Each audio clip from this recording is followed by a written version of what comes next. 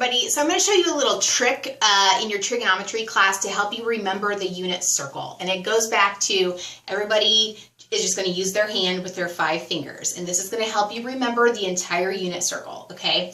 So everything, a lot of stuff in trig revolves around the values on the unit circle. You might be asked to memorize it, you might not. But in a pinch on an exam, if you need to drum up one of the answers from a unit circle, you can just look at your hand by using this example. So I have what appears to look like a unit circle drawn up here. The blue axes are the X and the Y. The 3 red spokes in each quadrant are going to be like your main unit circle angles. So this will be your 30-degree angle, 45-degree angle, and 60-degree angle. All right? So what we're going to do is we're going to put our hand up. My pinky is I'm going to pretend like it lies right on the x-axis. My thumb is going to lie right on the y-axis. And each of my 3 fingers in between are going to lie on the 3 angles that occur on the unit circle. All right? So the way I'm going to use my fingers to find these things, let's say I'm looking for, I want to know the coordinate pair that happens at the 30-degree angle. So this is what I do. With my fingers lying up here, I want to find the 30-degree angle. So I'm going to pull in that corresponding finger, my ring finger, okay? Then I look at the fingers that are remaining. I have a 3 and a 1. Now going in order from the top to the bottom, these are going to give you basically the top numbers of your coordinates, okay? So I have a 3. Now you have to remember that on the unit circle, it's a radical 3, all right? So my first coordinate is going to be radical 3 over 2. Everything's over 2, by the way. Everything's over 2 on the unit circle. So pulling in my ring finger, I know the first numerator is going to be radical 3 over 2, comma, 1 over 2. My pinky represents 1 over 2. Okay, so far so good. Let's do the same thing from the 60-degree angle, all right? So 60 degrees, that would correspond to my index finger. I'm going to pull that in. Now looking at the remaining fingers from the top down, I have a 1 up here at my thumb. A 1 over 2 will be the first coordinate, comma, here's a 3, which I know on the unit circle has to be a radical 3. So it's a radical 3 over 2 for the second coordinate. 1 over 2, radical 3 over 2 for my 60-degree angle.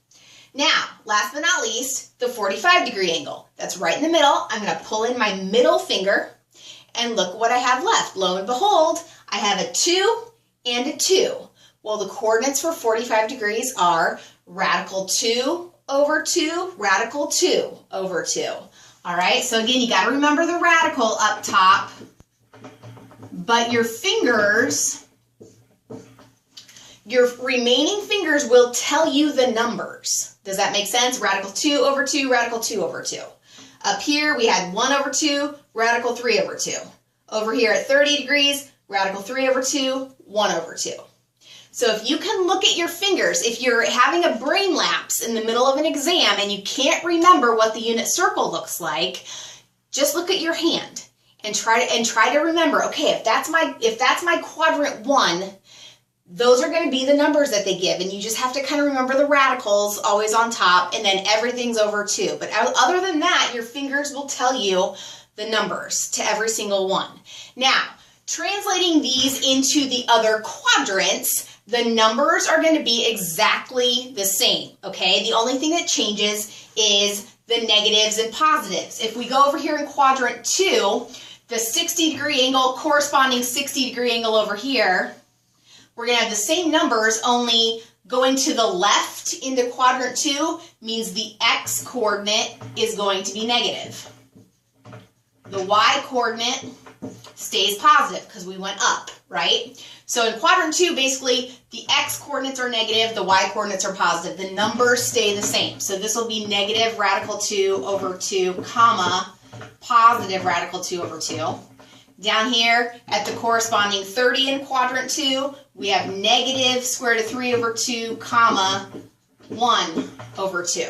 And keep on going. In quadrant 3, both coordinates will be negative. In quadrant 4, the first coordinate is positive, the second coordinate is negative. But the numbers throughout the whole circle are the same every single time. This 30-degree angle is going to be radical 3 over 2, 1 over 2, and so on and so forth. Just make sure you have the negatives in the right spot, okay? So that's how you can get those inner angles on the unit circle. Of course, don't forget, on the axes, you just have zeros and ones. So this is just 1, 0, and this would be 0, 1, for example. And then, of course, you have to remember that these represent cosine and sine of each of these angles. It's always cosine, comma, sine. Cosine comes first because it's alphabetical, is how I remember it. So if you know these numbers, you can pretty much ask anything they're going to ask you about the unit circle. Just look at your hand and do the finger trick. So hopefully that helps. Keep coming back. Ask me specific questions if you have them. Thanks.